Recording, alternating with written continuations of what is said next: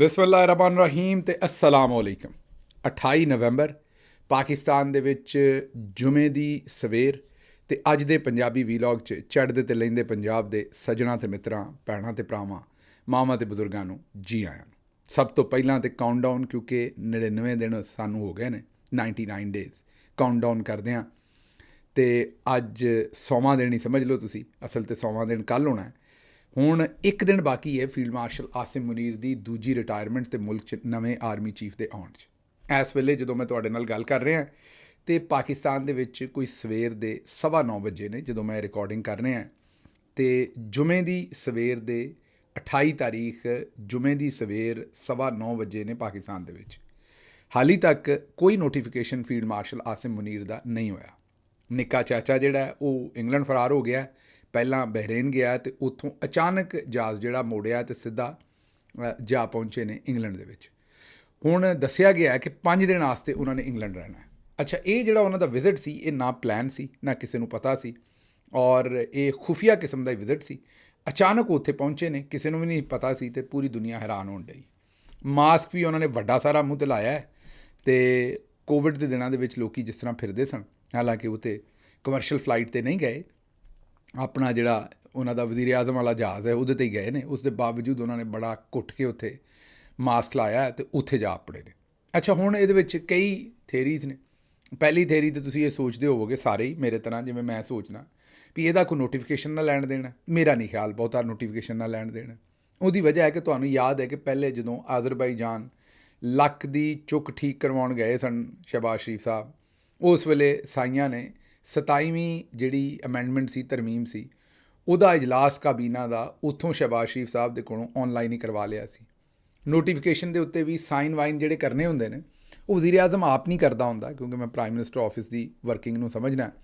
Principal secretary ਕਰਦਾ ਹੁੰਦਾ file ਜਿਹੜੀ ਮੂਵ ਕਰਨੀ। ਅਪਰੂਵਲ ਉਹਦੀ ਪ੍ਰਾਈਮ ਮਿਨਿਸਟਰ ਨੇ ਦੇਣੀ ਹੁੰਦੀ, ਵਰਬਲ ਹੀ ਦੇ ਸਕਦਾ ਪ੍ਰਾਈਮ ਮਿਨਿਸਟਰ ਅਪਰੂਵਲ। ਅਤੇ ਪ੍ਰਾਈਮ ਮਿਨਿਸਟਰ ਸਾਹਿਬ ਜਿਹੜੇ ਨੇ ਉਹ ਫੋਨ 'ਤੇ ਜ਼ਾਹਿਰ ਉਹਦੀ ਅਪਰੂਵਲ ਦੇ ਸਕਦੇ ਨੇ। ਸਾਨੂੰ ਇਹ ਵੀ ਪਤਾ ਲੱਗਾ ਜ਼ਰਾਏ ਤੋਂ ਕਿ ਇੱਕ ਖਾਸ ਬੰਦਾ ਫੀਲਡ ਮਾਰਸ਼ਲ ਸਾਹਿਬ ਦਾ ਜਿਹੜਾ ਉਹ ਨਾਲ ਹੈ, ਮਤਲਬ ਉਹਨਾਂ ਨੇ ਉਹ ਗਾਣਾ ਯਾਦ ਹੋਏਗਾ ਤੁਹਾਨੂੰ, ਤੇਰੇ ਨਾਲ ਨਾਲ ਨਾਲ ਮੈਂ ਰਹਿਣਾ, ਉਹ ਵਾਲੀ ਗੱਲ ਹੈ। ਉਹਨਾਂ ਨੇ ਬੰਦਾ ਆਪਣਾ ਪੱਕਾ ਨਾਲ ਲਾਇਆ ਹੋਇਆ ਤਾਂ ਕਿ ਜਿਹੜਾ ਵੀ ਕੰਮ ਕਰਵਾਉਣਾ ਕਿਤੇ ਚਾਚਾ ਇੱਧਰ ਉੱਧਰ ਨਾ ਹੋ ਜਾਏ। ਇੱਕ ਤਾਂ ਇਹ ਸੂਰਤ ਹਾਲ ਜਿਹੜੀ ਹੈ, ਐਵੇਂ ਤੁਹਾਨੂੰ ਸਸਪੈਂਸ ਵੇਚੀਏ, ਐਵੇਂ ਕੋਈ ਨਵੀਂ ਗੱਲ ਕਰੀਏ ਕਿ ਇਹ ਹੋ ਜਾਣਾ ਅਤੇ ਉਹ ਹੋ ਜਾਣਾ, ਮੇਰਾ ਨਹੀਂ ਖਿਆਲ, ਕਿਉਂਕਿ ਇੱਥੇ ਹੋਣ ਦੀ ਉਮੀਦ ਕੋਈ ਨਹੀਂ। ਇੱਥੇ ਸਾਰੇ ਜਿਹੜੇ ਨੇ ਉਹ ਪੀ ਚੁੱਕੇ ਨੇ, ਠੰਡਾ ਕਰਕੇ ਕੰਮ ਪੀ ਚੁੱਕੇ ਨੇ, ਅਤੇ ਅੰਦਰੋਂ ਕੋਈ ਜਿਹੜਾ ਕੋਈ ਤੁਸੀਂ ਆਖੋ ਵੀ ਕੋਈ ਬੰਦਾ ਹੋਰ ਕੋਈ ਵੱਖਰੀ ਗੱਲ ਕਰ ਦੇਗਾ, ਉਹ ਹੁੰਦੀ ਨਜ਼ਰ ਨਹੀਂ ਆਉਂਦੀ। ਅੱਛਾ, ਇਹਦੇ ਵਿੱਚ ਦੂਸਰੀ ਵੀ ਇੱਕ ਥੇਰੀ ਹੈ ਇਸ ਸਾਰੀ ਗੱਲ ਦੇ ਵਿੱਚ। ਉਹ ਥੇਰੀ ਇਹ ਹੈ ਕਿ ਫੀਲਡ ਮਾਰਸ਼ਲ ਸਾਹਿਬ ਨੇ ਤਾਂ ਜ਼ਾਹਿਰ ਹੈ ਆਪਣਾ ਨੋਟੀਫਿਕੇਸ਼ਨ ਲੈਣਾ ਹੀ ਲੈਣਾ, ਉਹਨਾਂ ਨੇ ਤਾਂ ਸਾਰੀ ਜਿਹੜੀ ਸ਼ਤਰੰਜ ਹੈ ਇਸੇ ਤਰੀਕੇ ਨਾਲ ਚੱਲੀ ਹੈ। ਲੇਕਿਨ ਚਾਚੇ ਸ਼ਹਿਬਾਜ਼ ਸ਼ਰੀਫ ਨੂੰ ਇਹ ਲੱਗ ਸਕਦਾ ਹੈ ਕਿ ਯਾਰ ਕਿਤੇ ਕੋਈ ਕੰਮ ਖਰਾਬ ਨਾ ਹੋ ਜਾਏ ਅੰਦਰੋਂ ਕਰਕੇ, ਇਦਾਰੇ ਦੇ ਵਿੱਚੋਂ ਜਾਂ ਇੱਧਰੋਂ ਉੱਧਰੋਂ। ਅਤੇ ਅਗਰ ਕੰਮ ਖਰਾਬ ਹੋਇਆ ਅਤੇ ਫੀਲਡ ਮਾਰਸ਼ਲ ਸਾਹਿਬ ਦਾ ਅਗਰ ਮਸਲਾ ਖਤਮ ਹੋਇਆ ਅਤੇ ਉਸ ਤੋਂ ਬਾਅਦ ਮਤਲਬ ਉਹਨਾਂ ਦੀ ਅਪਾਇੰਟਮੈਂਟ ਨਾ ਹੋ ਸਕੀ, ਕਿਸੇ ਹੋਰ ਨੇ ਵਿੱਚ ਕੰਮ ਖਰਾਬ ਕਰ ਦਿੱਤਾ, ਅਤੇ ਜਿਹੜਾ ਸਭ ਤੋਂ ਬਹੁਤਾ ਬਜੰਤਰ ਹੋਣਾ, ਕੁਟਾਪਾ ਚੜ੍ਹਨਾ, ਉਹ ਫਿਰ ਸ਼ਹਿਬਾਜ਼ ਸ਼ਰੀਫ ਸਾਹਿਬ ਨੂੰ ਚੜ੍ਹਨਾ। ਉਹਨਾਂ ਨੇ ਇਹ ਸੋਚਿਆ ਹੋਣਾ ਵੀ ਚਲੋ 4-5 ਦਿਨ ਬਾਹਰ ਰਹਿੰਦੇ, ਨੋਟੀਫਿਕੇਸ਼ਨ 'ਤੇ ਸਾਈਨ ਕਰਕੇ ਨਿਕਲ ਜਾਂਦੇ। ਜੇ ਇਹ ਨੋਟੀਫਿਕੇਸ਼ਨ ਚੱਲ ਗਿਆ, ਸਾਰਾ ਕੰਮ ਠੀਕ ਹੋ ਗਿਆ, ਅਤੇ ਅਸੀਂ ਕੁੱਟ ਛੁੱਟ ਤੋਂ ਬਚ ਜਾਵਾਂਗੇ, ਅਸੀਂ ਆਰਾਮ ਨਾਲ ਵਾਪਸ ਆ ਕੇ ਫਿਰ ਇਹ ਵਜ਼ੀਰ ਆਜ਼ਮ ਹੀ ਕਰਾਂਗੇ। ਅਤੇ ਜੇ ਇੱਥੇ ਕੰਮ ਖਰਾਬ ਹੋ ਗਿਆ, ਕੋਈ ਹੋਰ ਸੁੱਤਾ ਰੌਸ਼ਨ ਉੱਠ ਕੇ ਖਲੋ ਗਿਆ, ਜੇ ਕੋਈ ਹੋਰ ਸੁੱਤਾ ਹੋਇਆ ਰੌਸ਼ਨ ਉੱਠ ਕੇ ਖਲੋ ਗਿਆ, ਜਿਹਦੀ ਉਮੀਦ ਕੋਈ ਨਹੀਂ ਵੈਸੇ ਮੈਂ ਤੁਹਾਨੂੰ ਦੱਸਾਂ, ਲੇਕਿਨ ਅਗਰ ਕੋਈ ਉੱਠ ਕੇ ਖਲੋ ਗਿਆ ਅਤੇ ਫਿਰ ਆਪੇ ਫੀਲਡ ਮਾਰਸ਼ਲ ਸਾਹਿਬ ਇਕੱਲੇ ਹੀ ਕੁੱਟ ਖਾਣ ਅਤੇ ਨਾਲ ਵੱਡੇ ਭਾਜੀ ਖਾਣ, ਨਵਾਜ਼ ਸ਼ਰੀਫ ਸਾਹਿਬ ਅਤੇ ਨਾਲ ਭਤੀਜੀ ਖਾਵੇ, ਮੈਂ ਬਾਹਰ ਬੈਠਾ ਹਾਂ। ਇਹ 2-3 ਹੁਣ ਥੇਰੀਜ਼ ਨੇ। ਅਸਲੀ ਗੱਲ ਕਿਹੜੀ ਹੈ ਉਹ ਮੈਂ ਤੁਹਾਨੂੰ ਦੱਸਣ ਤੋਂ ਕਾਸਰ ਹੈ, ਕਿਉਂਕਿ ਇਹਨਾਂ ਦੇ ਦਿਲਾਂ ਦੇ ਵਿੱਚ ਤਾਂ ਮੈਂ ਵੜਿਆ ਨਹੀਂ। ਲੇਕਿਨ ਇਹ ਗੱਲ ਦਰੁਸਤ ਹੈ ਕਿ ਇਹ ਜਿਹੜਾ ਵੇਲਾ ਹੈ, ਇਸ ਵੇਲੇ 'ਤੇ ਸ਼ਹਿਬਾਜ਼ ਸ਼ਰੀਫ ਦਾ ਅਚਾਨਕ ਲੰਦਨ ਚਲੇ ਜਾਣਾ ਔਰ ਉਹ ਵੀ ਆਖਣਾ ਵੀ ਮੈਂ 5 ਦਿਨ ਇੱਥੇ ਹੀ ਹਾਂ, ਇਹ ਕੋਈ ਛੋਟੀ ਹੈਰਾਨਕੁਨ ਗੱਲ ਨਹੀਂ, ਬੜੀ ਵੱਡੀ ਹੈਰਾਨਕੁਨ ਗੱਲ ਹੈ ਮੇਰੇ ਵਾਸਤੇ ਵੀ, ਤੁਹਾਡੇ ਵਾਸਤੇ ਵੀ। ਲੇਕਿਨ ਦੂਜੇ ਪਾਸੇ ਮੈਂ ਜਿਸ ਤਰ੍ਹਾਂ ਤੁਹਾਨੂੰ ਪਤਾ ਹੈ ਮੇਰੀ ਆਦਤ ਦਾ ਕਿ ਮੈਂ ਸਸਪੈਂਸ ਨਹੀਂ ਵੇਚਦਾ, ਅਤੇ ਮੇਰਾ ਨਹੀਂ ਖਿਆਲ ਕਿ ਨੋਟੀਫਿਕੇਸ਼ਨ ਰੁਕੇਗਾ। ਮੈਨੂੰ ਤਾਂ ਇਹੀ ਲੱਗਦਾ ਹੈ ਕਿ ਨੋਟੀਫਿਕੇਸ਼ਨ ਮਤਲਬ ਕਿ ਰੀਅਪੁਆਇੰਟਮੈਂਟ ਹੋਣੀ ਹੈ ਫੀਲਡ ਮਾਰਸ਼ਲ ਦੀ, ਅਤੇ ਅਗਲੇ 5 ਸਾਲਾਂ ਵਾਸਤੇ ਉਹਨਾਂ ਨੇ ਚੀਫ ਆਫ ਡਿਫੈਂਸ ਜਿਹੜਾ ਫੋਰਸਿਸ ਬਣਨਾ, ਅਤੇ ਮੇਰੇ ਖਿਆਲ ਦੇ ਵਿੱਚ ਨੋਟੀਫਿਕੇਸ਼ਨ ਉਹਨਾਂ ਪਹਿਲਾਂ ਹੀ ਕਰਵਾ ਕੇ ਰੱਖਿਆ ਹੋਣਾ, ਕਿਸੇ ਵੇਲੇ ਵੀ ਜਾਰੀ ਕਰ ਦੇਣਗੇ। ਲੇਕਿਨ ਖੇਲ ਜਿਹੜਾ ਉਹ ਦਿਲਚਸਪ ਮਰਹਲੇ 'ਚ ਦਾਖਲ ਹੋਇਆ, ਅਤੇ ਜ਼ਰਾ ਤੁਹਾਨੂੰ ਔਰ ਸਾਨੂੰ ਪੂਰੀ ਆਪਣੀ ਜਿਹੜੀ ਹੈ ਨਾ ਝਾਤ ਲਾ ਕੇ ਬਹਿਣਾ ਪੈਣਾ, ਅਤੇ ਉਹ ਅਸੀਂ ਵੇਖਣਾ ਪੈਣਾ ਕਿ ਹੋਣ ਕੀ ਰਿਹਾ। ਅੱਛਾ ਜੀ, ਅੱਗੇ ਚੱਲੀਏ। ਅਗਲੀ ਖਬਰ ਜਿਹੜੀ ਤੁਹਾਡੇ ਸਾਹਮਣੇ ਰੱਖਣੀ ਹੈ ਉਹ ਬਹਾਵਲਪੁਰ ਤੋਂ ਹੈ, ਕਿਉਂਕਿ ਇੱਕ ਪਾਸੇ ਤੇ ਤੁਹਾਨੂੰ ਪਤਾ ਕਿੱਡੇ ਕਿੱਡੇ ਵੱਡੇ ਕੰਮ ਹੋਣ ਡਏ ਨੇ, ਫੀਲਡ ਮਾਰਸ਼ਲ ਦੇ ਨੋਟੀਫਿਕੇਸ਼ਨ, ਫਿਰ ਦੂਸਰੇ ਪਾਸੇ ਦੁਨੀਆ ਦੇ ਵਿੱਚ ਤੁਹਾਨੂੰ ਪਤਾ ਵਾਸ਼ਿੰਗਟਨ ਡੀਸੀ ਦੇ ਵਿੱਚ 2 national guards, West Virginia national guards, ਤੁਸੀਂ ਉਹਨਾਂ ਨੂੰ ਰੇਂਜਰ ਸਮਝੋ, ਜਿਸ ਤਰ੍ਹਾਂ ਰੇਂਜਰਸ ਹੈ ਪਾਕਿਸਤਾਨ 'ਚ, ਉਸ ਤਰ੍ਹਾਂ ਜਿਹੜੇ ਹਿਫਾਜ਼ਤ 'ਤੇ ਮਾਮੂਰ ਹੁੰਦੇ ਨੇ ਡਿਫਰੈਂਟ ਬਿਲਡਿੰਗਸ ਦੇ, ਉਹਨਾਂ ਨੂੰ ਗੋਲੀ ਮਾਰ ਦਿੱਤੀ ਇੱਕ ਬੰਦੇ ਨੇ। ਉਹ ਜਿਹਨੇ ਗੋਲੀ ਮਾਰੀ ਉਹ ਹੁਣ ਪਤਾ ਲੱਗਾ ਵੀ ਉਹ ਅਫਗਾਨ ਸ਼ਹਿਰੀ ਸੀ, ਉੱਥੋਂ ਇੱਥੇ ਆਇਆ ਸੀ। ਖੈਰ ਉਹਦੀ ਹੋਰ ਵੀ ਤਫਸੀਲਾਤ ਨੇ, ਲੇਕਿਨ ਉਹਦੇ 'ਚ ਕਿਸੇ ਵੇਲੇ ਫਿਰ ਜਾਵਾਂਗੇ। ਇੱਕ ਪਾਸੇ ਓਡੇ ਵੱਡੇ ਕੰਮ ਹੋ ਰਹੇ ਨੇ, ਦੂਸਰੇ ਪਾਸੇ ਹੋਰ ਦੁਨੀਆ ਦੇ ਵਿੱਚ ਜਿਹੜਾ ਤੇਜਸ ਉਹਨਾਂ ਦਾ ਜਹਾਜ਼ ਹੈ, ਉਹਦੇ ਹੁਣ ਐਗਰੀਮੈਂਟ ਜਿਹੜੇ ਨੇ ਉਹ ਕੈਂਸਲ ਕਰ ਰਹੇ ਨੇ ਡਿਫਰੈਂਟ ਮੁਲਕ ਜਿਹੜੇ, ਉਹਦੀ ਤਬਾਹੀ ਤੋਂ ਬਾਅਦ ਉਹ ਮਾਮਲਾਤ ਹੋ ਰਹੇ ਨੇ। ਲੇਕਿਨ ਬਹਾਵਲਪੁਰ 'ਚ ਕੀ ਹੋਣ ਡਿਆ ਉਹ ਸੁਣ ਲਓ ਜ਼ਰਾ। ਮਤਲਬ ਦੁਨੀਆ ਚੰਦ 'ਤੇ ਪਹੁੰਚ ਗਈ ਹੈ, ਅਸੀਂ ਕਿੱਥੇ ਪਹੁੰਚਣ ਡਏ ਉਹ ਜ਼ਰਾ ਗੌਰ ਨਾਲ ਸੁਣੋ। ਦੂਜੇ ਪਾਸੇ ਫੀਲਡ ਮਾਰਸ਼ਲ ਸਾਹਿਬ ਜਿਹੜੇ ਨੇ ਉਹਨਾਂ ਸਾਰੀ ਫੌਜ ਆਪਣੇ ਥੱਲੇ ਕਰ ਲਈ, ਮਤਲਬ ਏਅਰ ਫੋਰਸ ਵੀ, ਉਹਨਾਂ ਨੇ ਨੇਵੀ ਵੀ ਆਪਣੇ ਥੱਲੇ ਕਰ ਲਈ, ਐਟਮ ਬੰਬ ਵੀ ਥੱਲੇ ਕਰ ਲਿਆ। ਮੈਂ ਬਾਰ-ਬਾਰ ਆਣਾ ਕਿਤੇ ਚੱਲ ਨਾ ਜਾਵੇ, ਉੱਤੇ ਬਹਿ ਗਏ ਨੇ ਉਹਦੇ ਥੱਲੇ ਲੈ ਕੇ। ਚਲੋ ਖੈਰ, ਲੇਕਿਨ ਬਹਾਵਲਪੁਰ ਵਾਲਿਆਂ ਨੇ ਆਪਣੇ ਕੰਮ ਸ਼ੁਰੂ ਕੀਤਾ। ਉਹਨਾਂ ਨੂੰ ਕਿਸੇ ਲੱਥੀ ਚੜੀ ਨਾਲ ਨਹੀਂ, ਉਹਨਾਂ ਨੂੰ ਦੁਨੀਆ ਦੇ ਕਿਸੇ ਹੋਰ ਹਿਸਾਬ ਨਾਲ ਨਹੀਂ। ਉੱਥੇ ਨਵਾਂ ਮੁਕੱਦਮਾ ਦਰਜ ਕੀਤਾ ਅਤੇ ਮੁਕੱਦਮਾ ਦਰਜ ਕੀਤਾ, ਫਹਾਸ਼ੀ ਅਤੇ ਅਰਿਆਨੀ ਦਾ ਇਲਜ਼ਾਮ ਲਾਇਆ। FIR ਜਿਹੜੀ ਹੈ ਉਹਦੇ ਮੁਤਾਬਕ ਗਾਣਾ ਹੈ ਮੰਜੀ 1 ਅਤੇ ਜਵਾਨੀਆਂ 2, ਮੰਜੀ 1 ਅਤੇ ਜਵਾਨੀਆਂ 2, ਇਹ ਗਾਣਾ ਹੈ ਪੰਜਾਬੀ। ਉਹ ਕੋਈ ਬੰਦਾ ਸੁਣ ਰਿਹਾ ਸੀ ਅਤੇ ਉਹਦੇ ਉੱਤੇ ਫਹਾਸ਼ੀ ਦਾ ਇਲਜ਼ਾਮ ਲਾ ਕੇ FIR ਦਰਜ ਕਰਕੇ ਉਹਨੂੰ ਚੁੱਕ ਲਿਆ। ਹੁਣ ਮੇਰੀ ਸਮਝ ਤੋਂ ਬਾਹਰ ਹੈ ਕਿ ਇਹ ਜਿਹੜੇ ਬੰਦੇ ਨੇ ਪਹਿਲਾਂ ਗਾਣਾ ਲਿਖਿਆ, ਕਿਸੇ ਸ਼ਾਇਰ ਨੇ ਲਿਖਿਆ ਹੋਣਾ, ਜ਼ਾਹਿਰ ਹੈ। ਹੁਣ ਕਿਸੇ ਮੇਰਾ ਮਤਲਬ ਬਿਸ਼ਾਰਤ ਮਸੱਲੀ ਨੇ ਤਾਂ ਨਹੀਂ ਲਿਖਿਆ ਨਾ, ਅਤੇ ਕਿਸੇ ਨੇ ਪਹਿਲਾਂ ਲਿਖਿਆ, ਉਸ ਤੋਂ ਬਾਅਦ ਇਹਦੀ ਧੁਨ ਬਣਾਈ ਕਿਸੇ ਨੇ, ਕਿਸੇ ਬੜੇ ਵੱਡੇ ਸਿੰਗਰ ਨੇ ਇਹਨੂੰ ਗਾਇਆ। ਮੇਰਾ ਖਿਆਲ ਨਸੀਬੋ ਲਾਲ ਸਾਹਿਬਾ ਨੇ ਗਾਇਆ ਹੋਣਾ, ਜਾਂ ਹੋ ਸਕਦਾ ਕਿਸੇ ਹੋਰ ਨੇ ਗਾਇਆ ਹੋਵੇ। ਜ਼ਿਆਦਾਤਰ ਗਾਣੇ ਉਹੀ ਗਾਉਂਦੇ ਨੇ ਪੰਜਾਬੀ, ਤੁਹਾਨੂੰ ਪਤਾ ਹੈ। ਕਿਸੇ ਨਾ ਕਿਸੇ ਫਿਲਮ ਦੇ ਵਿੱਚ ਵੀ ਪਿਕਚਰਾਈਜ਼ ਹੋਇਆ ਹੋਣਾ। ਉਹ ਸਾਰੇ ਕਿਉਂਕਿ ਅਸ਼ਰਾਫੀਆ ਨੇ, ਉਹਨਾਂ ਨੂੰ ਕਿਸੇ ਨੇ ਨਹੀਂ ਫੜਨਾ। ਅਸ਼ਰਾਫੀਆ ਦਾ ਮਤਲਬ ਇਹ ਕਿ ਉਹ ਸਾਰੇ ਆਪਣਾ ਕੰਮ ਜੋ ਇਹ ਕਰਦੇ ਨੇ। ਹੁਣ ਜਿਹੜਾ ਗਾਣਾ ਮਾਰਕੀਟ 'ਚ ਆ ਗਿਆ, ਹੁਣ ਮੈਨੂੰ ਪਹਿਲਾਂ ਦੱਸੋ ਵੀ ਗਾਣਿਆਂ ਦੇ ਉੱਤੇ ਕੀ ਲੋਕੀ ਫਤਵੇ ਲੈਣ ਵੀ ਕਿਹੜਾ, ਮੇਰਾ ਮਤਲਬ ਕਿਹੜਾ ਗਾਣਾ ਧੋਤਾ ਹੋਇਆ ਵਾਸ਼ਿੰਗ ਮਸ਼ੀਨ ਦੇ ਵਿੱਚ ਸਾਫ਼ ਸੁਥਰਾ ਹੈ, ਕਿਹੜਾ ਗੰਦਾ ਹੈ, ਇਹ ਲੋਕੀ ਕਿਵੇਂ ਪਤਾ ਕਰਨ। ਹੁਣ ਮੰਜੀ 1 ਅਤੇ ਜਵਾਨੀਆਂ 2, ਪਿਛਲੇ ਦਿਨੋਂ ਕੋਈ ਹੋਰ ਗਾਣੇ ਸਨ। ਫਿਰ ਮਲਕਾ ਤਰੰਨਮ ਨੂਰਜਹਾਂ ਦੇ 1-2 ਗਾਣਿਆਂ ਦੇ ਉੱਤੇ ਜਿਹੜੇ ਨੇ ਉਹ ਜਿਹੜੇ ਪਰਚੇ ਦੇ ਛੱਡੇ, ਉਹ ਹੁਣ ਸਾਰੇ ਬਜ਼ੁਰਗ ਵੀ ਸੁਣਦੇ ਨੇ, ਪਿੰਡਾਂ 'ਚ ਸਾਰੇ ਉਹ ਗਾਣੇ ਸੁਣਦੇ ਨੇ ਨੂਰਜਹਾਂ ਸਾਹਿਬਾ ਦੇ। ਹੁਣ ਇਹ ਕਿਵੇਂ ਹਿਸਾਬ ਲੱਗੇਗਾ ਇੱਕ ਬੰਦੇ ਵਾਸਤੇ ਇੱਕ ਗਾਣਾ ਜਿਹੜਾ ਉਹ ਪਲੀਤ ਹੋ ਸਕਦਾ ਹੈ, ਗੰਦਾ ਹੋ ਸਕਦਾ, ਦੂਜੇ ਦੇ ਹਿਸਾਬ ਨਾਲ ਉਹ ਠੀਕ ਹੋ ਸਕਦਾ ਹੈ।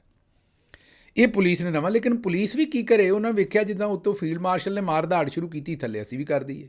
ਉਹਨਾਂ ਆਖਿਆ ਨਾ ਫੀਲਡ ਮਾਰਸ਼ਲ ਨੇ ਸੁਪਰੀਮ ਕੋਰਟ ਦੇ ਪੱਲੇ ਕੁਛ ਛੱਡਿਆ, ਨਾ ਜੱਜਾਂ ਦੇ ਕਮਰਿਆਂ ਤੋਂ ਬਾਅਦ ਆਏ ਨੇ, ਉੱਥੇ ਕੈਮਰੇ ਲਾ ਛੱਡੇ ਨੇ, ਪਾਰਲੀਮੈਂਟ ਦੇ ਪੱਲੇ ਕੁਛ ਨਹੀਂ ਛੱਡਿਆ, ਹਰ ਸ਼ੈ ਲੁੱਟ ਲਈਏ।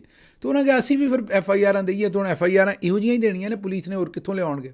ਹੁਣ ਜਿਹੜੇ ਪਿੰਡਾਂ ਦੇ ਲੋਕ ਨੇ, ਹੁਣ ਬਹਾਵਲਪੁਰ ਦੇ ਵਿੱਚ ਕਿਸੇ ਨੇ ਸਾਡਾ ਐਟਮ ਬੰਬ ਦਾ ਕੋਡ ਤੇ ਚੋਰੀ ਕਰਕੇ ਕਿਸੇ ਨੂੰ ਵੇਚ ਨਹੀਂ ਦੇਣਾ। ਉੱਥੇ ਬਹਾਵਲਪੁਰ ਦੇ ਵਿੱਚ ਜਾਂ ਕਿਸੇ ਪਿੰਡਾਂ ਦੇ ਜਿਹੜੇ ਸ਼ਹਿਰ ਨੇ, ਛੋਟੇ ਦਿਹਾਤੀ ਸ਼ਹਿਰ ਨੇ, ਉਹਨਾਂ 'ਚ ਇਹ ਹੀ ਜੁਰਮ ਕਿਸੇ ਨੇ ਉੱਚੀ ਗਾਣਾ ਸੁਣ ਲਿਆ, ਕਿਸੇ ਨੇ ਕੋਈ ਹੋਰ ਕੰਮ ਕਰ ਲਿਆ। ਹੁਣ ਗਾਂ ਮੈਂ ਤਾਂ ਕਹਿੰਦਾ ਛਿੱਕ ਮਾਰਨ 'ਤੇ ਵੀ ਕਿਤੇ ਜਿਹੜਾ ਉਹ ਇਹ ਮੁਕੱਦਮੇ ਨਾ ਦਰਜ ਕਰਨੇ ਸ਼ੁਰੂ ਕਰ ਦੇਣ। ਅਗਲਾ ਸੁਣ ਲਓ, ਤੁਹਾਨੂੰ ਲੱਗਦਾ ਹੋਏਗਾ ਵੀ ਇਹ ਇਕੱਲੇ ਬਹਾਵਲਪੁਰ, ਜਿਹਨੂੰ ਪੰਜਾਬੀ 'ਚ ਬਹਾਵਲਪੁਰ ਵੀ ਆਖਦੇ ਨੇ, ਇਹ ਤੁਸੀਂ ਸਮਝਦੇ ਹੋਵੋਗੇ ਕਿ ਉੱਥੇ ਹੀ ਇਹ ਕੰਮ ਹੋਣ ਡਿਆ। ਅਗਲਾ ਸੁਣ ਲਓ, G67 Islamabad, heart of Islamabad ਉਹਨੂੰ ਤੁਸੀਂ ਕਹਿ ਸਕਦੇ ਹੋ। ਇਹ G67 ਜਿਹੜਾ ਨਾ ਉਹ 0 ਪੁਆਇੰਟ ਦੇ ਨਾਲ ਹੈ, ਬਿਲਕੁਲ ਉਹਨੂੰ ਇਸਲਾਮਾਬਾਦ ਦਾ ਦਿਲ ਤੁਸੀਂ ਕਹਿ ਸਕਦੇ ਹੋ। ਪਿਮਸ ਹਸਪਤਾਲ ਦੇ ਪਰਲੇ ਪਾਸੇ ਵਾਲਾ ਇਲਾਕਾ, ਸਾਹਮਣੇ ਵਾਲਾ ਇਲਾਕਾ ਜਿਹੜਾ ਉਹ, ਜਿੱਥੇ ਇੱਕ ਪਾਸੇ ਬਲੂ ਏਰੀਆ ਆ ਜਾਂਦਾ ਹੈ, ਜਿੱਥੇ ਸੈਂਟੋਰਸ ਮਾਲ ਵਗੈਰਾ, ਔਰ ਇੱਧਰੋਂ ਬਲੂ ਆਪਣਾ 0 ਪੁਆਇੰਟ, ਜਦੋਂ 0 ਪੁਆਇੰਟ ਤੋਂ ਸੈਂਟੋਰਸ ਵੱਲ ਨੂੰ ਜਾ ਰਹੇ ਹੋ ਤਾਂ ਸੱਜੇ ਪਾਸੇ ਜਿਹੜਾ ਤੁਹਾਡਾ ਸਾਰਾ ਹੈ ਨਾ ਉਹ G6 ਵਾਲਾ ਕੰਮ ਹੈ। ਮਤਲਬ ਉਹ G7 ਹੈ, ਲੇਕਿਨ ਉਸ ਤੋਂ ਪਿਛਲੇ ਪਾਸੇ ਜਿਹੜਾ ਉਹ ਜ਼ਾਹਿਰ ਹੈ, ਇੱਕ ਪਾਸੇ G7 ਇੱਕ ਪਾਸੇ G6। ਮੇਰੇ ਕਹਿਣ ਦਾ ਮਤਲਬ ਹੈ ਕਿ ਇਹ ਉਹ ਇਲਾਕਾ ਹੈ ਸਾਰਾ। ਅੱਛਾ, ਹੁਣ ਜ਼ਰਾ ਗੌਰ ਤੁਸੀਂ ਇਹ ਕਰਨੀ ਹੈ, ਪਿਛਲੇ ਪਾਸੇ ਜਿਹੜਾ ਆਪਣਾ 0 ਪੁਆਇੰਟ ਕਿਹਾ ਤਾਂ ਆਪਾਰਾ ਜਿਹੜਾ ਉਹਦੇ ਨਾਲ ਜਿਹੜਾ ਇਲਾਕਾ, ਇਹ ਹੁਣ ਜਿਹੜਾ ਸਾਰਾ ਇਲਾਕਾ ਇਹ ਇਸਲਾਮਾਬਾਦ ਦਾ ਦਿਲ ਹੈ ਜ਼ਾਹਿਰ। ਉੱਥੇ ਬੰਦੇ ਨੇ ਕੱਪੜੇ ਧੋ ਕੇ ਤੇ ਬਾਹਰ ਗ੍ਰਿਲ 'ਤੇ ਪਾਏ ਨੇ, ਕੱਪੜੇ ਧੋ ਕੇ ਬਾਹਰ ਗ੍ਰਿਲ 'ਤੇ ਪਾਏ ਨੇ, ਅਤੇ ਪੁਲਿਸ ਨੇ ਪਰਚਾ ਦਰਜ ਕਰਕੇ DC ਸਾਹਿਬ ਨੇ ਅਸਲ 'ਚ ਅਹਿਕਾਮਾਤ ਦਿੱਤੇ ਅਤੇ ਉਹ ਬੰਦਾ ਚੁੱਕ ਲਿਆ। ਉਹ ਬੰਦਾ ਕਿਉਂ ਚੁੱਕਿਆ ਕਿ ਇਹਨੇ ਕੱਪੜੇ ਧੋ ਕੇ ਬਾਹਰ ਗ੍ਰਿਲ 'ਤੇ ਕਿਉਂ ਪਾਏ ਨੇ, ਇਹਦੇ ਨਾਲ ਫਾਸ਼ੀ ਫੈਲਦੀ। ਹੁਣ ਪਤਾ ਨਹੀਂ ਉਹਨੇ ਵਿਚਾਰੇ ਨੇ ਕੋਈ ਕੱਛਾ ਵੱਛਾ ਆਪਣਾ ਧੋ ਕੇ ਕਿਤੇ ਪਾ ਦਿੱਤਾ ਹੋਏਗਾ। ਹੋਰ ਮੈਨੂੰ ਦੱਸੋ ਕਿ ਉਹਦੇ ਕੱਪੜਿਆਂ 'ਚ, ਬੰਦੇ ਦੇ ਕੱਪੜਿਆਂ 'ਚ ਐਸਾ ਕਿਹੜਾ ਸਕੱਡ ਮਜ਼ਾਇਲ ਹੋਣਾ ਜਿਹੜਾ ਉਹਨੇ ਧੋ ਕੇ ਬਾਹਰ ਪਾ ਦਿੱਤਾ ਹੈ, ਜਿਹਦੀ ਵਜ੍ਹਾ ਤੋਂ ਬੜੀ ਫਾਸ਼ੀ ਫੈਲ ਗਈ ਹੈ ਪਾਕਿਸਤਾਨ ਦੇ ਵਿੱਚ, ਅਤੇ ਪਾਕਿਸਤਾਨ ਦੀ ਮੁਲਕੀ ਸਲਾਮਤੀ ਖਤਰੇ 'ਚ ਪੈ ਗਈ ਹੈ। ਇੰਝ ਹੀ ਇੱਕ ਵਾਰੀ ਮੁਜ਼ਾਹਰੀਨ ਨਾ ਆਏ ਸਨ, ਉਹਨਾਂ ਸ਼ਲਵਾਰ ਧੋ ਕੇ ਸੁੱਥਣ, ਪੰਜਾਬੀ ਚਾਹੁੰਦੇ ਨੇ, ਧੋ ਕੇ ਉਹਨਾਂ ਉਹ ਸੁਪਰੀਮ ਕੋਰਟ ਦੇ ਬੋਰਡ ਤੇ ਪਾ ਦਿੱਤੀ ਅਤੇ ਹਾਹੋਕਾਰ ਮਚ ਗਈ ਸੀ ਇੱਕ ਵਾਰੀ ਕਿ ਉਹ ਬੜੀ ਬਦਤਮੀਜ਼ੀ ਕੀਤੀ, ਇਹਨਾਂ ਨੂੰ ਅੰਦਰ ਦੇ ਦਿਓ। ਹੁਣ ਅਗਲਿਆਂ ਨੇ ਸੁੱਥਣ ਹੀ ਲਾ ਦਿੱਤੀ ਸੁਪਰੀਮ ਕੋਰਟ ਦੀ, ਮਾਜ਼ਰਤ, ਲੇਕਿਨ ਹੁਣ ਜੱਜਾਂ ਦੀ ਸਾਰਿਆਂ ਦੀ ਸੁੱਥਣ ਲਾ ਕੇ ਉਹਨਾਂ ਟੰਗ ਦਿੱਤੀ ਹੈ ਕਿੱਲੀ ਤੇ। ਹੁਣ ਸੁਪਰੀਮ ਕੋਰਟ ਦੇ ਨਾ ਝੱਗਾ ਰਿਹਾ ਗੱਲ, ਮਤਲਬ ਕਮੀਜ਼, ਨਾ ਸੁੱਥਣ ਰਹੀ ਮਤਲਬ ਸ਼ਲਵਾਰ, ਹਰ ਸ਼ੈ ਲਾ ਕੇ ਉਹਨਾਂ ਨੰਗਿਆਂ ਕਰਕੇ ਉੱਥੇ ਖੜਾ ਕੀਤਾ ਹੈ, ਸੁਪਰੀਮ ਕੋਰਟ ਨੂੰ ਵੀ ਅਤੇ ਜੱਜਾਂ ਨੂੰ ਵੀ। ਹੁਣ ਕੋਈ ਨਹੀਂ ਬੋਲਦਾ, ਕਿਉਂਕਿ ਇਹ ਕੰਮ ਹੁਣ ਫੀਲਡ ਮਾਰਸ਼ਲ ਸਾਹਿਬ ਨੇ ਕੀਤਾ, ਉਹ ਦੂਸਰਾ ਕੰਮ ਕਿਸੇ ਮਜ਼ਦੂਰ ਨੇ ਕੀਤਾ ਸੀ, ਵਿਚਾਰੇ ਨੇ ਆਪਣੀ ਸੁੱਥਣ ਧੋ ਕੇ ਪਾਈ ਸੀ। ਇਹ ਹੁਣ ਤੁਸੀਂ ਗੌਰ ਕਰੋ ਕਿ ਬਹਾਵਲਪੁਰ ਦੇ ਵਿੱਚ ਅਤੇ G6 ਦੇ ਵਿੱਚ ਇਹ ਹੋਣ ਕੀ ਰਿਹਾ, ਇਸਲਾਮਾਬਾਦ ਦੇ ਵਿੱਚ, ਅਤੇ ਕਿਹੜੇ ਪਾਸੇ ਨੂੰ ਇਹ ਤੁਰ ਪਏ ਨੇ ਲੋਕ, ਅਤੇ ਕੀ ਕਰਨ ਡਏ ਨੇ, ਕਿਸ ਤਰ੍ਹਾਂ ਦੇ ਪਰਚੇ ਦੇਣ ਡਏ ਨੇ, ਔਰ ਇਹਦੇ ਵਿੱਚੋਂ ਇਹ ਕੱਢਣਾ ਕੀ ਚਾਹੁੰਦੇ ਨੇ। ਅੱਛਾ ਜੀ, ਅੱਗੇ ਚੱਲਨੇ, ਜਿਹੜੀ ਮਾਜ਼ੂਲ ਵਜ਼ੀਰ ਆਜ਼ਮ ਹੈ ਬੰਗਲਾਦੇਸ਼ ਦੀ, ਉਹਨਾਂ ਦੇ ਕੋਲੋਂ $13 ਲੱਖ ਦਾ 10 ਕਿਲੋ ਸੋਨਾ ਬਰਾਮਦ ਹੋਇਆ ਸੀ, ਉਸ ਸਰਕਾਰ ਨੇ ਜ਼ਬਤ ਕਰ ਲਿਆ। ਅਤੇ ਬਾਜੀ ਸਾਡੀ ਦਾ ਤਾਂ ਪਤਾ ਨਹੀਂ ਕਿੰਨਾ ਕੁ ਸੋਨਾ ਹੋਣਾ ਅਗਰ ਜ਼ਬਤ ਹੋਇਆ ਬਾਜੀ ਦਾ, ਅਤੇ ਉੱਤੇ ਲੰਮਾ ਚੌੜਾ ਹੀ ਕੰਮ ਹੋਣਾ, ਕਿਲੋਆਂ ਦੇ ਹਿਸਾਬ ਨਾਲ ਤਾਂ ਨਹੀਂ, ਮਣਾਂ ਦੇ ਹਿਸਾਬ ਨਾਲ ਹੀ ਬਾਜੀ ਕੋ ਸੋਨਾ ਹੋਣਾ। ਲੇਕਿਨ ਚਲੋ ਕੋਈ ਕਿਸੇ ਦਿਨ ਮੈਨੂੰ ਲੱਗਦਾ ਹੈ ਵੀ ਇੱਥੇ ਵੀ ਜ਼ਬਤ ਜਿਹੜਾ ਉਹ ਹੋਣਾ ਹੈ, ਇੱਥੇ ਕੰਮ ਇਸ ਤਰ੍ਹਾਂ ਨਹੀਂ। ਅੱਛਾ ਜੀ, ਇਹ ਜਿਹੜੀ CCD ਹੈ, ਜਿਹਨੇ ਹੁਣ ਤੱਕ ਕੋਈ ਤਕਰੀਬਨ ਆਉਂਦੇ ਨੇ 900 ਬੰਦਾ ਰਿਪੋਰਟਡਲੀ ਮੁਬੈਨਾ ਤੌਰ 'ਤੇ ਜੇਲ੍ਹਾਂ 'ਚੋਂ ਕੱਢ ਕੇ ਜਾਲੀ ਪੁਲਿਸ ਮੁਕਾਬਲਿਆਂ ਦੇ ਵਿੱਚ ਕਤਲ ਕਰ ਦਿੱਤਾ ਹੈ। ਤੀਫੀ ਭੱਟ ਸਾਹਿਬ ਨੂੰ, ਦੂਜੇ ਕਈ ਬੰਦਿਆਂ ਨੂੰ ਇਹਨਾਂ ਨੇ ਕਤਲ ਕੀਤਾ ਪੁਲਿਸ ਮੁਕਾਬਲਿਆਂ 'ਚ, ਤੁਹਾਨੂੰ ਯਾਦ ਹੋਏਗਾ। ਉਹਨਾਂ ਨੂੰ ਹੁਣ 118 ਲਗਜ਼ਰੀ ਗੱਡੀਆਂ ਜਿਹੜੀਆਂ ਲੈ ਕੇ ਦਿੱਤੀਆਂ ਨੇ, 118 ਲਗਜ਼ਰੀ ਗੱਡੀਆਂ ਖਰੀਦ ਕੇ ਦਿੱਤੀਆਂ ਨੇ, ਜਿਹੜੀਆਂ ਕਰੋੜਾਂ ਰੁਪਈਆ, ਮਤਲਬ ਅਰਬ ਤੋਂ ਵੀ ਜ਼ਿਆਦਾ ਦੀਆਂ ਇਹ ਗੱਡੀਆਂ ਨੇ, ਜਿਹੜੀਆਂ ਉਹਨਾਂ ਨੂੰ ਖਰੀਦ ਕੇ ਦਿੱਤੀਆਂ ਨੇ, ਕਿਉਂਕਿ ਫੀ ਗੱਡੀ ਜਿਹੜੀ ਹੈ ਉਹ 2-2 ਕਰੋੜ 2.5 ਕਰੋੜ ਦੀ ਗੱਡੀ ਹੋਣੀ ਹੈ ਕਮ ਅਜ਼ ਕਮ, ਇਹ ਜਾਂ ਕਰੋੜ ਦੀ ਹੋਏਗੀ ਅਗਰ ਛੋਟੀ ਕਾਰ ਵੀ ਹੈ। ਕਾਰ ਤਾਂ ਨਹੀਂ, ਇਹਦੇ ਵਿੱਚ ਜ਼ਿਆਦਾਤਰ ਉਹ ਡਬਲ ਕੈਬਨ ਡਾਲੇ ਅਤੇ ਉਹ ਇਹੋ ਜਿਹੀਆਂ ਚੀਜ਼ਾਂ ਲੈਂਦੇ ਨੇ। ਇਹ 118 ਲਗਜ਼ਰੀ ਗੱਡੀਆਂ ਲੈ ਕੇ ਦਿੱਤੀਆਂ ਨੇ। ਇਹਦਾ ਮਤਲਬ ਹੈ ਵੀ ਹੁਣ ਕੋਈ 800-900 ਬੰਦਾ ਹੋਰ ਮਰਨ ਨੂੰ ਤਿਆਰ ਹੋ ਜਾਏ, ਜਿੰਨੀਆਂ ਇਹਨਾਂ ਨੂੰ ਗੱਡੀਆਂ ਲੈਤੀਆਂ ਅਤੇ ਹੋਰ ਪੁਲਿਸ ਮੁਕਾਬਲੇ ਕਰਨਗੇ। ਹੁਣ ਅੱਜ ਦੀ ਖਬਰ ਸੁਣ ਲਓ, ਇੱਕ ਕੋਈ ਟਿਕਟੋਕਰ ਸੀ ਲਈਏ ਦੇ ਵਿੱਚ, ਵੇਲਾ ਮੁੰਡਾ ਕਿ ਕੀ ਨਾਂ ਸੀ, ਉਹਨਾਂ ਦੇ ਵਾਲਿਦ ਸਾਹਿਬ ਨੂੰ ਅਗਵਾ ਕਰ ਲਿਆ ਬੰਦਿਆਂ ਨੇ।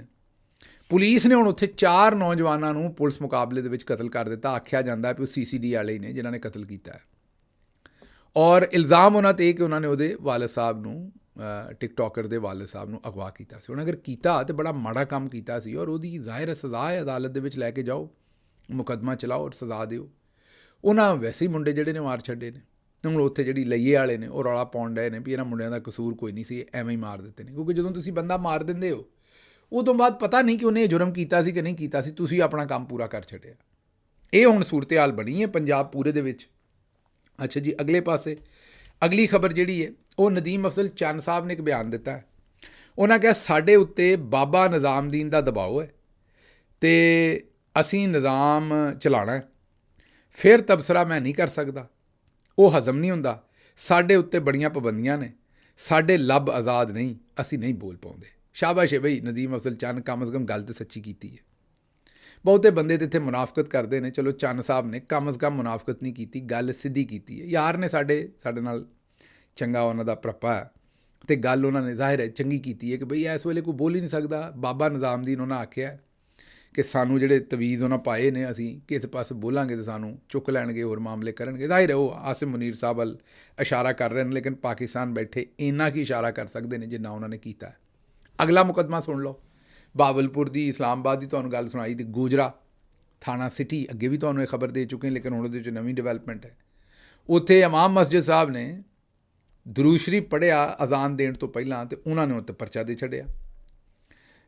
DSP ਇਲਮਦੀਨ ਮਲਗਾਨੀ ਹੈ ਜਿਹਨੇ ਮੁਫਤੀ ਆਸਿਫ ਸਾਹਿਬ ਦੇ ਉੱਤੇ ਪਰਚਾ ਦਿੱਤਾ ਹੈ ਕਿ ਤੁਸੀਂ ਦਰੂਦ ਸ਼ਰੀਫ ਕਿਉਂ ਪੜ੍ਹਿਆ। ਹੁਣ ਉੱਥੇ ਜਿਹੜੇ ਬਾਰ ਦੇ ਸਦਰ ਨੇ,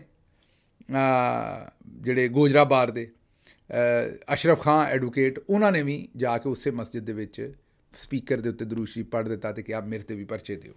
ਉਹ ਹੁਣ ਉੱਥੋਂ ਦੇ ਜਿਹੜੇ DPO ਸ਼ੀਪੀਓ ਨੇ, ਇਬਾਦਤ ਨਸਾਰ ਮੇਰਾ ਖਿਆਲ ਉਹਨਾਂ ਦਾ ਨਾਂ ਹੈ, ਜਿਹੜਾ ਟੋਬਾ ਟੇਕ ਸਿੰਘ ਦੇ ਮੇਰਾ ਖਿਆਲ DPO ਨੇ, ਉਹਨਾਂ ਨੇ ਹੁਣ ਉਹ ਪਰਚਾ ਖਾਰਿਜ ਕਰਵਾਇਆ। ਉੱਥੇ ਬੜਾ ਰੌਲਾ ਬਣਿਆ। ਇਹ ਪਰਚਾ ਖਾਰਿਜ ਕੋਈ ਨਹੀਂ ਸੀ ਹੋਣਾ ਅਗਰ ਆਪਣਾ ਗੋਜਰੇ ਵਾਲੇ ਸਾਰੇ ਇਕੱਠੇ ਹੋ ਕੇ ਖੜੇ ਨਾ ਹੁੰਦੇ। ਗੋਜਰੇ ਵਾਲਿਆਂ ਨੇ ਬੜਾ ਸਖਤ ਉਹਦੇ 'ਤੇ ਰਿਐਕਸ਼ਨ ਦਿੱਤਾ ਕਿ ਹੁਣ ਦਰੂਦ ਸ਼ਰੀਫ ਪੜ੍ਹਨ 'ਤੇ ਵੀ ਸਾਡੇ ਪਾਬੰਦੀ ਲਾਓਗੇ। ਗੱਲ ਵੀ ਠੀਕ ਕੀਤੀ ਹੈ, ਲੇਕਿਨ ਚੇਤੇ ਕਰੋ ਕਿ ਹੁਣ ਚੰਦ ਦਿਨ ਪਹਿਲਾਂ ਦੀ ਗੱਲ ਹੈ, ਹਫ਼ਤਾ ਵੀ ਨਹੀਂ ਹੋਇਆ ਅਜੇ, ਐਡੇ ਜ਼ਿਮਨੀ ਇਲੈਕਸ਼ਨ ਹੋਏ ਨੇ ਇਤਵਾਰ ਵਾਲੇ ਦਿਨ, ਪਿਛਲੇ ਇਤਵਾਰ ਦੀ ਗੱਲ ਹੈ। ਐਡੇ ਜ਼ਿਮਨੀ ਇਲੈਕਸ਼ਨ ਹੋਏ 5 ਦਿਨ ਹੋਏ ਨੇ। ਉਸ ਦਿਨ ਪੂਰੇ ਜਿੱਥੇ ਜ਼ਿਮਨੀ ਇਲੈਕਸ਼ਨ ਹੋ ਰਹੇ ਸਨ, ਮਸਜਿਦਾਂ ਤੋਂ ਐਲਾਨ ਕਰ ਰਹੇ ਸਨ ਵੀ ਵੋਟ ਪਾਓ ਆ ਕੇ। ਟਰਨ ਆਊਟ ਹੈ ਹੀ ਨਹੀਂ ਸੀ, 5% ਟਰਨ ਆਊਟ ਸੀ, ਲੋਕੀ ਵੋਟ ਹੀ ਨਹੀਂ ਸੀ ਪਾ ਰਹੇ। ਉਸ ਵੇਲੇ ਇਹਨਾਂ ਮਸਜਿਦਾਂ ਤੋਂ ਐਲਾਨ ਕਰ ਰਹੇ ਸਨ ਕਿ ਆ ਕੇ ਵੋਟ ਪਾਓ, ਅਤੇ ਉਦੋਂ ਕੋਈ ਸਪੀਕਰ ਦਾ ਗੈਰ ਜ਼ਰੂਰੀ ਇਸਤੇਮਾਲ ਨਹੀਂ ਸੀ ਵੋਟਾਂ ਦਾ ਐਲਾਨ ਕਰਨਾ। ਲੇਕਿਨ ਦਰੂਦ ਸ਼ਰੀਫ ਪੜ੍ਹਨ ਨੂੰ ਕਹਿੰਦੇ ਨੇ ਕਿ ਨਹੀਂ, ਸਿਰਫ ਅਜ਼ਾਨ ਦੇਣੀ ਹੈ, ਦਰੂਦ ਸ਼ਰੀਫ ਨਹੀਂ ਪੜ੍ਹ ਸਕਦੇ। ਮਾਮਲਾ ਜ਼ਰਾ ਫੀਲਡ ਮਾਰਸ਼ਲ ਸਾਹਿਬ ਦੇ ਪਾਕਿਸਤਾਨ 'ਚ ਕਿਹੜੇ ਪਾਸੇ ਨੂੰ ਜਾ ਰਹੇ ਨੇ, ਉਹ ਤੁਸੀਂ ਆਪ ਹਿਸਾਬ ਲਾ ਲਓ। ਅੱਛਾ ਜੀ, ਇਹ ਲਾਹੌਰ ਦੇ ਵਿੱਚ ਲਾਹੌਰ ਹਾਈ ਕੋਰਟ ਦੇ ਜਸਟਿਸ ਸਾਹਿਬ ਨੇ 50,000 ਰੁਪਈਏ ਮੁੰਡੇ ਨੂੰ ਜੁਰਮਾਨਾ ਕੀਤਾ ਹੈ, ਜਿਹਨੇ ਪਸੰਦ ਦੀ ਸ਼ਾਦੀ ਕੀਤੀ ਸੀ ਅਤੇ ਕੁੜੀ ਮੁੱਕਰ ਗਈ। ਅਦਾਲਤ ਦੇ ਵਿੱਚ ਬੱਚੇ ਨੇ ਪਸੰਦ ਦੀ ਸ਼ਾਦੀ ਕੀਤੀ ਸੀ, ਕੁੜੀ ਦੇ ਘਰ ਵਾਲੇ ਆਉਂਦੇ ਨੇ ਵੀ ਇਹ ਧੱਕਾ ਕੀਤਾ, ਕੁੜੀ ਨਾਲ ਜ਼ਿਆਦਤੀ ਕੀਤੀ ਹੈ। ਮੁੰਡੇ ਨੂੰ ਆਪਣੇ ਇਸ਼ਕ ਦੇ ਉੱਤੇ ਪੂਰਾ ਯਕੀਨ ਸੀ, ਅਤੇ ਮੁੰਡੇ ਨੇ ਆਖਿਆ ਕਿ ਨਹੀਂ, ਕੁੜੀ ਨੂੰ ਅਦਾਲਤ 'ਚ ਲੈ ਆਓ, ਮੇਰੇ ਹੱਕ 'ਚ ਬਿਆਨ ਦੇਗੀ। ਜੱਜ ਸਾਹਿਬ ਨੇ ਕਿਹਾ ਵੀ ਜੇ ਉਹਨੇ ਤੇਰੇ ਖਿਲਾਫ ਬਿਆਨ ਦਿੱਤਾ ਤਾਂ ਫਿਰ ਤੈਨੂੰ ਜੁਰਮਾਨਾ ਕਰਾਂਗਾ। ਤੁਹਾਨੂੰ ਪਤਾ ਇਸ ਉਮਰੇ ਇਸ਼ਕ ਜਿਹੜਾ ਉਹ ਸਿਰ ਚੜ੍ਹ ਕੇ ਬੋਲਣ ਡਿਆ ਹੁੰਦਾ, ਬਲਕਿ ਸਿਰ ਕੀ, ਸਿਰ ਤੋਂ ਵੀ ਗਾਂਹ ਉਤਾਂ ਨਿਕਲਿਆ ਹੁੰਦਾ। ਬੰਦੇ ਨੂੰ ਕੋਈ ਸ਼ੈ ਹੋਰ ਨਜ਼ਰ ਹੀ ਨਹੀਂ ਆਉਂਦੀ। ਪੂਰੀ ਦੁਨੀਆ ਭਾਵੇਂ ਬੰਦੇ ਨੂੰ ਦੱਸੀ ਜਾਏ, ਬੰਦਾ ਅੰਨਾ ਹੋਇਆ ਹੁੰਦਾ।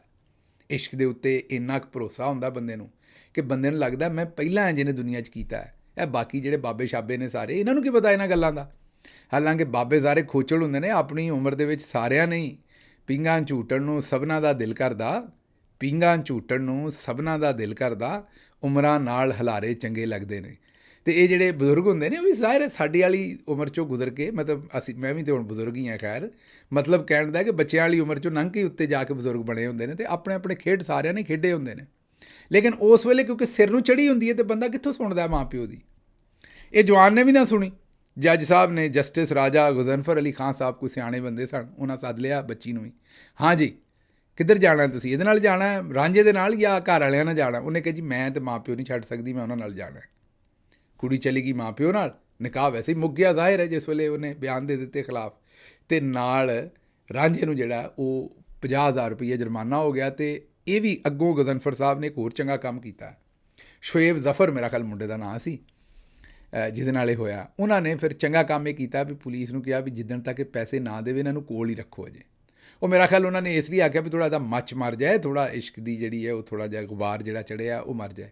ਮੈਂ ਕੋਈ ਆਸ਼ਕਾਂ ਦੇ ਖਿਲਾਫ ਨਹੀਂ, ਤੁਹਾਨੂੰ ਇਹ ਲੱਗਦਾ ਹੋਏਗਾ, ਲੇਕਿਨ ਮੈਂ ਸਿਰਫ ਇਹ ਆਨਾ ਵੀ ਐਡਾ ਗਾਹ ਨਾ ਨਿਕਲ ਜਾਇਆ ਕਰੋ, ਥੋੜ੍ਹੀ ਜਿਹੀ ਬ੍ਰੇਕ ਵੀ ਲਾਇਆ ਕਰੋ। ਜਿੱਥੇ ਘਰ ਵਾਲੇ ਡੱਕਦੇ ਨੇ ਉੱਥੇ ਥੋੜ੍ਹਾ ਜਿਹਾ ਰੁਕ ਵੀ ਜਾਇਆ ਕਰੋ। ਬਾਕੀ ਅਗਰ ਤੁਸੀਂ ਇਸ ਗੱਲ ਦੇ ਉੱਤੇ ਜ਼ਰੂਰ ਜਾਣਾ ਹੈ ਤਾਂ ਜ਼ਰੂਰ ਜਾਓ, ਮੈਂ ਕੋਈ ਤੁਹਾਨੂੰ ਡੱਕਣ ਵਾਲਾ ਨਹੀਂ। ਅਗਲੀ ਖਬਰ ਜਿਹੜੀ ਤੁਹਾਡੇ ਸਾਹਮਣੇ ਰੱਖਣੀ ਹੈ, ਉਹ ਫਜ਼ਲ ਰਹਿਮਾਨ ਸਾਹਿਬ ਨੇ ਬੜਾ ਵੱਡਾ ਬਿਆਨ ਦਿੱਤਾ। ਉਹਨਾਂ ਕਿਹਾ ਜੀ ਸਪੇਅਰ ਪਾਰਟ ਬਦਲਣ ਦਾ ਪੂਰਾ ਇੰਤਜ਼ਾਮ ਇਹਨਾਂ ਨੇ ਕਰ ਦਿੱਤਾ ਇਸ ਗਵਰਨਮੈਂਟ ਨੇ। ਇਹਨਾਂ ਨੇ ਮੁੰਡਿਆਂ ਨੂੰ ਕੁੜੀਆਂ ਬਣਨ ਦਾ ਅਤੇ ਕੁੜੀਆਂ ਨੂੰ ਮੁੰਡੇ ਬਣਨ ਦਾ ਆਪਰੇਸ਼ਨ ਕਰਵਾਉਣ ਦੀ ਇਜਾਜ਼ਤ ਦੇ ਦਿੱਤੀ ਹੈ। ਅਤੇ ਹੁਣ ਮੁੰਡੇ ਜਿਹੜੇ ਨੇ ਉਹ ਕੁੜੀਆਂ ਬਣ ਸਕਦੇ ਨੇ ਅਤੇ ਕੁੜੀਆਂ ਜਿਹੜੀਆਂ ਨੇ ਉਹ ਮੁੰਡੇ ਬਣ ਸਕਦੇ ਨੇ। ਇਹ ਕਾਨੂੰਨ ਕਿਤੇ ਹੋਰ ਦੁਨੀਆ 'ਚ ਨਹੀਂ ਹੈਗਾ। ਫਜ਼ਲ ਰਹਿਮਾਨ ਸਾਹਿਬ ਨੇ ਕਿਹਾ ਇਹ ਪਾਕਿਸਤਾਨ ਦੇ ਵਿੱਚ ਕਰ ਦਿੱਤਾ। ਅੱਲਾ ਹੀ ਖੈਰ ਕਰੇ ਹੁਣ ਇਸ ਸ਼ਰੀਫ ਟੱਬਰ ਨੇ ਕਰਨਾ ਕੀ ਹੈ।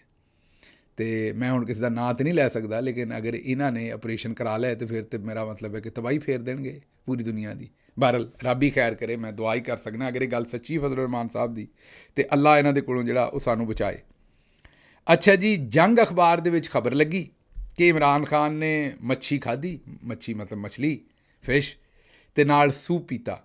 ਇਰਸ਼ਾਦ ਭੱਟੀ ਸਾਹਿਬ ਨੇ ਫਰਮਾਇਆ। ਅੱਗੋਂ ਕਾਮਰਾਨ ਸ਼ਾਹਿਦ ਸਾਹਿਬ ਨੇ, ਸੋਹਣਾ ਮੁੰਡਾ ਸਾਡਾ, ਉਹਨੇ ਕਿਹਾ ਮੇਰੇ ਮੂੰਹ 'ਚ ਤਾਂ ਪਾਣੀ ਆ ਗਿਆ। ਭੱਟੀ ਸਾਹਿਬ ਨੇ ਗੁੱਸਈ ਜਵਾਬ ਦਿੱਤਾ। ਉਹਨਾਂ ਕਿਹਾ ਵੀ ਤੇਰਾ ਪਾਣੀ ਉਦੋਂ ਹੀ ਖੁਸ਼ਕ ਹੋਣਾ ਸੋਹਣਿਆ, ਪਤਾ ਨਹੀਂ ਇਹਦੇ ਮੂੰਹ 'ਚ ਵੈਸੇ ਇੰਨਾ ਪਾਣੀ ਕਿਉਂ ਆਉਂਦਾ ਹੈ ਕਾਮਰਾਨ ਦੇ, ਲੇਕਿਨ ਉਹਨਾਂ ਕਿਹਾ ਵੀ ਤੇਰਾ ਪਾਣੀ ਉਦੋਂ ਹੀ ਰੁਕਣਾ ਹੈ ਜਾਂ ਖੁਸ਼ਕ ਹੋਣਾ ਹੈ ਜਿਸ ਵੇਲੇ ਤੈਨੂੰ ਜੇਲੇ ਪਾਇਆ ਜਾਣਾ, ਅਤੇ ਤੂੰ ਇਸ ਤਰ੍ਹਾਂ ਕਰਕੇ ਇਮਰਾਨ ਖਾਨ ਸਾਹਿਬ ਦੀ ਜਗ੍ਹਾ 'ਤੇ ਜੇਲ੍ਹ ਚਲਾ ਜਾ ਅਤੇ ਪਾਣੀ ਆਪੇ ਰੁਕ ਜਾਏਗਾ।